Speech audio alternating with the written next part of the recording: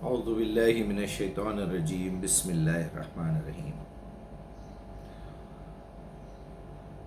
آج میں آپ کے سامنے اس آخری منزل کے بارے میں بات کرنے والا ہوں جس کے سفر پہ ہم سب نکلے ہوئے ہیں۔ ابھی فجر سے کچھ دیر پہلے مجھے میرے ایک رشتہ دار، بہت ہی قریبی، بہت ہی میرے دل سے قریب، ایک طرف میرے بھائی بھی ہیں رشتوں کے اور دوسری طرف میرے شاگرد بھی ہیں اور بڑی محبت کرتے ہیں مجھ سے، انہوں نے سوال کیا کہ کیا ایک قبر میں 2 لاشوں کو دفن کیا جا سکتا ہے؟ پھر میں نے پوچھا ایسی کیا بات ہے، تو پتہ چلا کہ ہمارے اسی بھائی کے چاچا اور میرے جو ماموں بھی لگتے ہیں، ان کی طبیعت کافی سیریس ہے اور شاید انتقال ہو چکا ہے، لیکن ڈاکٹرز ابھی بتا نہیں رہے ہیں۔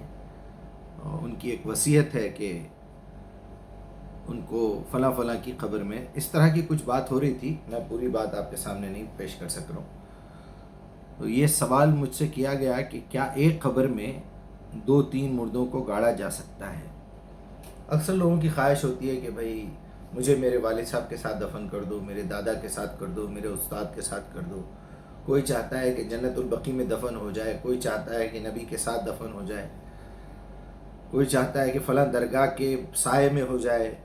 کچھ لوگوں کو میں نے یہ بھی کہتے ہوئے سنا، اچھے خاصے پڑھے لکھے لوگوں، شعراء حضرات، شاعر ہیں بہت بڑے، کہ ہماری والدہ کو جو ہے وہاں قبرستان ایسا ملا، ساری امرائی ہے وہاں پر، یعنی سارے آم کے جھاڑ ہیں، دھوپ پڑتی نہیں ہے وہاں، سورج آتا ہی نہیں ہے، یعنی وہی تصور کہ نبی نے ایک ڈال قبر پہ لگا دی، جب تک ہری رہے گی عذاب نہیں ہوگا، یہ اس طرح کی باتیں۔ تو جب یہ سوال میرے پاس آیا تو میں نے ابھی 9 منٹ کا تقریباً آڈیو بھیجا ہے سب کو۔ میں سوچتا تھا کہ اس کا ویڈیو بھی بنا دوں، اس کی فرمائش بھی آئی، پھر تو اس کا ویڈیو بنائیے آپ، بہت سارے لوگوں تک ہم یہ میسج یوٹیوب پہ رہے گا۔ تو بھائی میرے، آپ لوگ بھی غور سے سنیے، جو بھی دیکھ رہے ہیں پہنچائیے اپنے بھائیوں تک۔ یہ ایک خرابی انسان کو پوری زندگی گناہوں سے ہٹنے نہیں دیتی اور پوری زندگی راہ راست پہ آنے نہیں دیتی۔ یہ موت کا تصور اتنا غلط طریقے سے ہمارے پاس بٹھایا گیا ہے کہ یہ قبر ہے، یہ قبر میں عذاب ہوتا ہے، لاش کو دفنایا جاتا ہے، پھر روح واپس آ جاتی ہے، پھر قبر پہ بیٹھے ہوئے پرندے کو صاحب نیچے سے پتہ لگا لیتے ہیں یہ نر ہے یا مادہ ہے، اور 40 قدم جانے کے بعد فرشتے آ جاتے ہیں اور منکر نکیر سوال جواب کرتے ہیں، من ربکا، ما دینکا، من نبیکا، اور یہ کون ہے، ان کو کیسے آپ پہچانتے نہیں پہچانتے۔ یعنی ایسا تصور بٹھا کے رکھ دیا گیا ہے کہ یہ قبر جو ہے ہماری زمین کی قبر ہے، یہی سب کچھ فائنل ڈیسٹینیشن ہے، اس کے آگے کہیں جانا نہیں ہے۔ بھائی اس لاش سے، اس جسم کے بے جان ٹکڑے سے، اس گوشت کے ٹکڑے سے کیا پوچھیں گے آپ؟ بھائی ہمارے ابا، ہماری امی، ہمارے نانا دادا پیپرز کہاں رکھے ہیں زمین کے، کہاں آپ نے وصیت رکھوائی ہے، کون سے وکیل کے پاس، یہ پوچھ نہیں سکتے ہم۔ جو دنیا کی زندگی کی ضرورت ہے وہ ساری جائیداد جو ہے پولیس والے قبضہ کر دیے ہوئے ہیں، دشمن آ گئے ہیں، لیکن پتہ نہیں ہے کہ ابا جان وہ راز کہاں چھپا کے گئے ہیں۔ اس سے زیادہ کوئی بڑی بات ہے دنیاوی اعتبار سے؟ اخروی اعتبار سے کم یہ بتا دیتے کہ بھئی پوچھ لیتے کہ ابا جان یہ کیسا وہ کیسا۔ ارے عام آدمی تو کیا، بزرگان دین، اولیاء تو کیا، شہداء تو کیا، آپ رسول سے اس وقت پوچھ لیجئے نا بھئی۔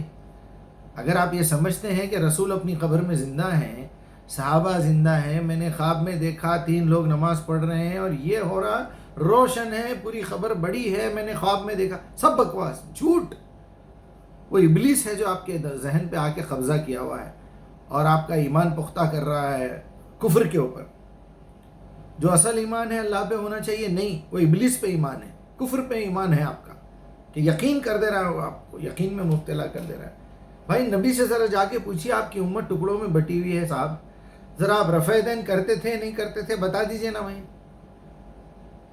ارے جو اللہ رب العزت ہماری شہرت سے زیادہ قریب ہے، ہمیشہ سے ہے، ہمیشہ رہنے والا ہے، بار بار آفر دے رہا ہے مجھ سے پوچھو، اذا سألک عبادی انی قل انی قریب نحن اقرب الیہ من حبل الورید، میرے سے پوچھو، میری عبادت کرو، میرے سامنے جھکو، میرے سے سوال کرو، اس سے تو نہیں پوچھ رہے۔ ارے آپ کا ہر مسئلہ، ایک 2 رکعت نماز پڑھیے، سجدے میں دعا کریے کہ اللہ پکار کے پوچھیے اس سے کہ اللہ یہ مسئلے کو میں کیسے حل کروں، جبکہ وہ آلریڈی سکھا چکا ہے اپنے رسول کے ذریعے سے سورہ فاتحہ میں، اہدنا صراط المستقیم۔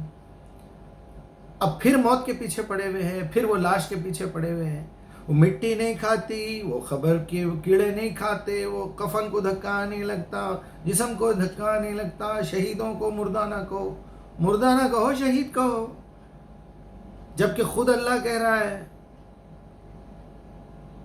کہ وَلَا تَقُولُوا لِمَنْ يُقْتَلْ فِي سَبِيلِ اللَّهِ، جو اللہ کی راہ میں قتل ہو چکے ہیں اس کو موت مت بولو، کیونکہ ان کی روح اللہ کے پاس ہے، بل ہم احیاء ولیکن لا تشعرون۔ بھئی روح کی ایک قبر ہے، ایک جگہ ہے، ایک باکس ہے، اس باکس میں لے جا کے روح رکھ دی جاتی ہے۔ اب آپ کی یہ دنیا کی قبر ہے، اس میں گاڑ دیا جاتا ہے جسم کو، جسم کی مٹی، اس سے بنی ہوئی غذائیں ماں نے کھائی تھی، پیٹ میں بچہ بڑا ہوتے ہوتے باہر آیا، پھر ماں نے دودھ پلایا، دودھ پلانے کے لیے اچھی غذائیں کھانی پڑتی ہیں۔ ماں کو اگر دودھ نہیں آ رہا تو ڈاکٹر بولتا ہے یہ اور یہ اور یہ وٹامنس کھائیے، آپ تو دودھ آئے گا آپ کو۔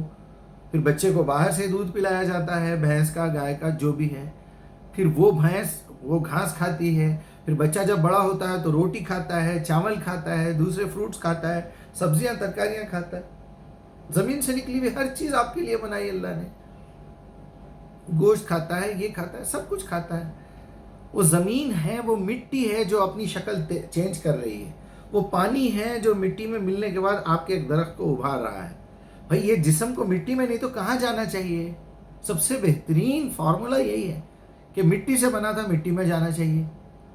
لعنتی لوگ صرف فرعون ہیں، اللہ نے بتا دیا کھلا کھلا قرآن میں کہ اس کے اوپر لعنت، قیامت تک لعنت ہے، اس کو کیڑے بھی ہاتھ نہیں لگائیں گے۔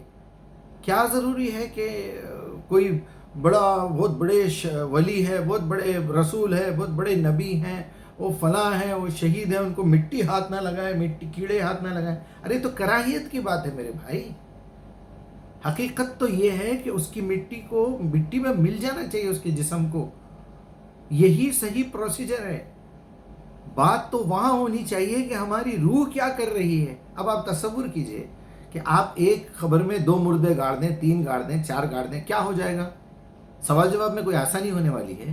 یا بہت زیادہ محبت ہے آپ کو اپنی امی سے، ابا سے، بیوی سے، فلاں سے، آنٹی سے؟ میرے دوست ہیں، وہ دوست بہت بڑے ولی تھے، ان کے ساتھ میرے کو گاڑ دو۔ کتنے لوگوں کو گاڑیں گے؟ کیا ہوگا اس کے بعد؟ چلیے وہ فلاں بزرگ کی فلاں درگاہ کے پاس لے جا کے گاڑ دیے، وہ بزرگ آپ کو لے کے جا سکتے کیا؟ ارے اللہ تعالیٰ بارہا بول رہے ہیں نا بھائی، یہ جن لوگوں کو تم پکارتے ہو اللہ کو چھوڑ کے، یہ اپنی ناک پہ بیٹھی ہوئی مکھی نہیں اڑا سکتے۔ اڑانا تو دور کی بات ہے، اگر وہ چیز کوئی لے کے اڑ جائے تو اسے واپس نہیں لا سکتے۔ آپ کا کیا کریں گے یہ لوگ؟ محمد الرسول اللہ نہیں لا سکتے بھائی۔ آپ لوگوں کو بڑا عجیب سا محسوس ہو رہا ہوگا، کیونکہ کفر میں اتنے مبتلا ہیں، شرک میں اتنے مبتلا ہیں کہ ہوش و حواس کھو دیے ہیں ہم لوگ۔ اللہ نے وعدہ کیا ایسے لوگوں کو جو ہے سود کھانے والے، یہ سب مشرک، شیطان کے حوالے کر دیتا ہے۔ شیطان نے انہیں چھو کر باولا کر دیا ہے۔ آپ ایک حقیقت کو ماننے کے لیے تیار نہیں ہیں۔ وہاں اللہ کے پاس فرعون بھی زندہ ہے، حامان بھی زندہ ہے، اور وہ پتہ نہیں کون کون، وہ ابراہیم علیہ السلام کا باپ، اور وہ نوح علیہ السلام کا بیٹا، لوط علیہ السلام کی بیوی، فرعون، سب زندہ ہے بھائی، مرا کوئی نہیں ہے۔ روح کو موت نہیں آتی، عالم ارواح میں بھی، عالم دنیا میں بھی، عالم برزخ میں بھی، پھر عالم جنت اور عالم دوزخ میں بھی روح کو موت نہیں آتی۔ موت کا مطلب ہی یہ ہے کہ جس وقت جسم کے اندر ڈالا گیا تھا الگ کر دیا گیا۔ اس میں برا ماننے کی، ناراض ہونے کی کیا بات ہے؟ ان کے درجوں سے کس کو اعتراض ہے؟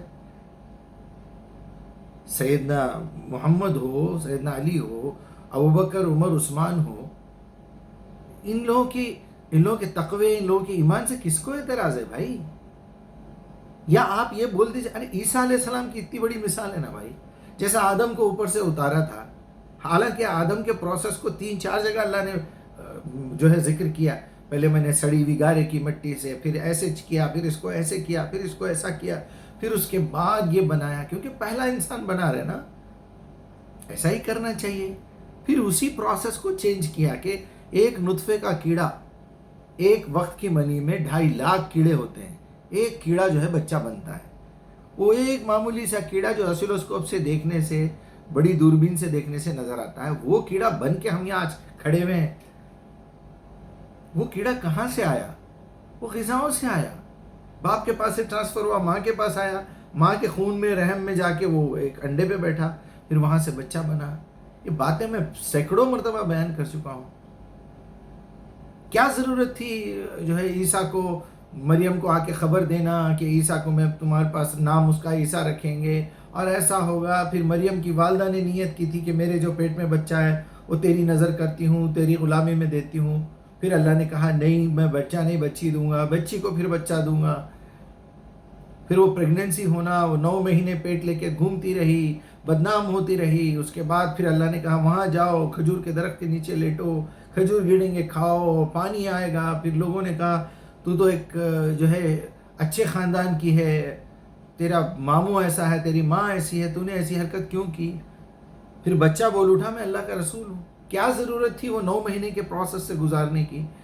کیا اللہ کے پاس اتنی قدرت نہیں ہے کہ وہ جس طرح آدم کو بنا کے کھڑا کر دے؟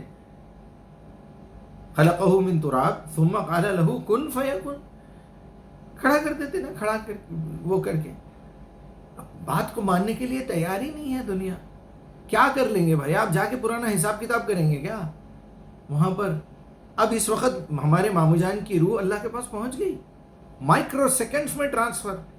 ہاں 20 روپے 200 روپے ٹرانسفر کر رہے ہیں فون پے سے، گوگل پے سے، اس سے تو آپ کے پیسے کٹ کے ساتھ میسج آ رہا ہے.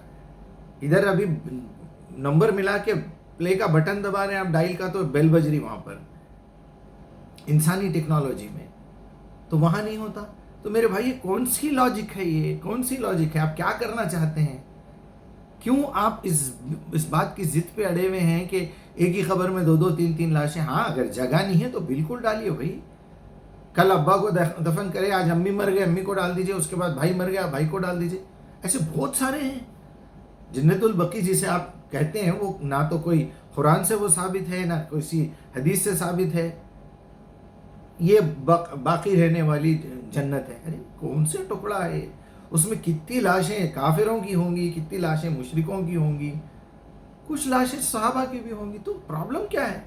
یہ ٹکڑا جنت میں جانے والا. کبھی اتفاق سے اگر نبی صلی اللہ علیہ وسلم بولے ہوں گے تو بھائی یہ چبوترا جو ہے، یہ پورے ہمارے وہ فلاں استاد محترم بیٹھتے تھے، یہ پورا چبوترا یاد رہیں گا زندگی بھر. ان کی یاد آتی اس کو دیکھ کے. کبھی ایسا بولے ہوں گے نبی صلی اللہ علیہ وسلم کہ بھائی یہ اتنا ٹکڑا جس میں صحابہ دفن ہوئے ہیں، یہ پورے کا پورا جنت میں جانے والا ہے؟ یہ بھی بات کو ہم نہیں مان سکتے، کیونکہ اللہ تعالیٰ نے اپنے نبی سے کہہ دیا ہے احقاف میں کہ قل ما کنت بدعا من رسول ما ادری ما یفعل بی ولا بکم. اے نبی آپ کہہ دیجئے میں کوئی نیا رسول نہیں ہوں. ان کو بھی نہیں معلوم تھا پہلے کے رسولوں کو، میرے کو بھی نہیں معلوم میرے ساتھ کیا ہونے والا ہے، میری موت کب آنے والی ہے، میری قیامت کب ہونے والی ہے، کون جنت میں جائے گا، کون دوزخ میں جائے گا. خود میں جنت میں جاؤں گا نہیں جاؤں گا میرے کو نہیں معلوم. تمہارے بارے میں کیا بتاؤں؟ میری ڈیوٹی صرف اتنی ہے، جو اللہ نے مجھے بھیجا ہے وہ میں اس کی اتباع کرتا ہوں، اور اس کے بعد جو چیز تم تک پہنچانا ہے پہنچا دیتا ہوں، خوشخبری بھی دے دیتا ہوں، آگاہ بھی کر دیتا ہوں. وما انا الا نذیر مبین. بس آگاہ کرنا اور کھول کھول کے بیان کر دینا باتوں. ہو سکتا بہت برا لگ رہا ہوں گا آپ لوگوں کو، لیکن اس غلط فہمی سے باہر نکلیے. آپ باہر نکلیں گے تو آپ کو فکر ہوگی کہ بھائی ابھی اس وقت ہمارے ماموں، ہمارے چاچا، ہماری امی مٹی میں دفن ہو گئے ہیں. او خبر کی رات بڑی خطرناک ہے، خبر کا اندھیرا بڑا خطرناک ہے. کون سی باتیں کر رہے ہیں یار؟ یہ بچے بھی یقین نہیں کرتے، اسی لیے لوگ کافر ہو رہے ہیں، اسی لیے لوگ اسلام چھوڑ کے جا رہے ہیں. یہ بڑے ہمارے جو ہے الٹے ٹریک پہ ڈال کے چھوڑ دیے ہوئے. کسی کے دماغ میں نہیں آ رہی بات. ارے یار یہ فضولیات میں مت رہو. اسلام کوئی ایسا للو پنجوؤں کا دین نہیں ہے، عقل والوں کا دین ہے. اللہ بار بار کہہ رہا ہے تم اپنی عقل استعمال کرو. یہ کتابیں صرف، یہ آیتیں صرف عقل والوں کے لیے ہیں. لِتَذَكَّرَ أُولِي الْأَلْبَابِ. نصیحت تو صرف عقل والے حاصل کرتے ہیں اس سے. تم لوگوں کو کیا ہو گیا ہے؟ افلا تعقلون افلا تدبرون. اللہ تعالیٰ سے میری التجا ہے کہ ہم لوگوں کو معاف کرے، اور جو باتیں میں نے بتائی ہے اس میں سے جو بھی صحیح ہیں وہ ہمیں قبول کرے اور ہمارے ذہنوں میں بٹھائے. اگر مجھ سے کوئی غلطی ہو گئی ہے تو آپ لوگ بھی مجھ سے بات کیجئے، کال کیجئے، نمبر لیجئے اور جو ہے کلیئر کریے اپنا دماغ.